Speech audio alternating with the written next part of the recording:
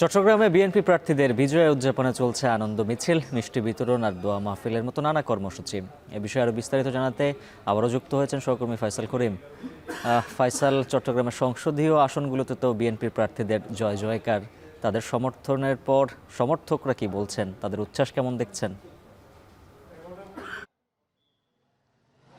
উজ্জ্বল যেমনটি বলছিলেন, আসলে চট্টগ্রামের 16টি আসনের মধ্যে 14টিতে বিএনপি জয়লাভ করেছে এবং আমরা দেখছি যে আসলে যেসব নেতারা জয়লাভ করেছেন বা যেসব প্রার্থীরা জয়লাভ করেছেন তাদের বাসভবন ঘিরে বা কার্যালয় ঘিরে এক ধরনের উৎসবের আমেজ বলা চলে। নেতাকর্মীরা এটাকে বলছেন তাদের কাছে ঈদের মতো। আমরা আছি চট্টগ্রামের 10 আসনের যিনি বিএনপি মনোনীত প্রার্থী ছিলেন সাইদ আল নোমান, তার বাসভবনের নিচে, এবং সেখানে কিন্তু এক ধরনের প্রীতি ভোজ এবং আলোচনা সভা বা শুভেচ্ছা বিনিময়ের আয়োজন করা হয়েছে।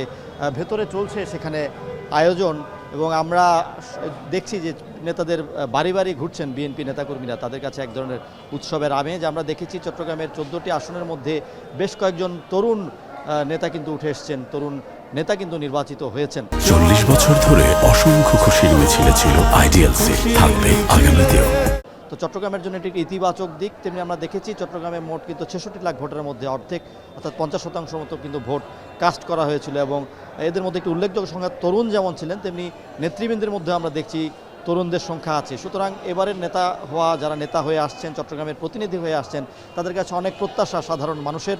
এবং শুধুমাত্র নেতাকর্মী নয়, আমরা দেখছি নেতাকর্মীদের বাইরেও অনেক সাধারণ মানুষ আসছেন, এলাকাবাসী আসছেন, তাদের দাবি দাওয়া তুলে ধরছেন। তৃণমূলের নেতাকর্মীরা তাদের দাবি দাওয়া তুলে ধরছেন, এবং যারা নির্বাচিত হয়েছেন তারা কিন্তু যারা দলের কর্মী আছেন, নেতা আছেন, যারা অক্লান্ত পরিশ্রম করেছেন, তাদেরকে শুভেচ্ছা জানাচ্ছেন।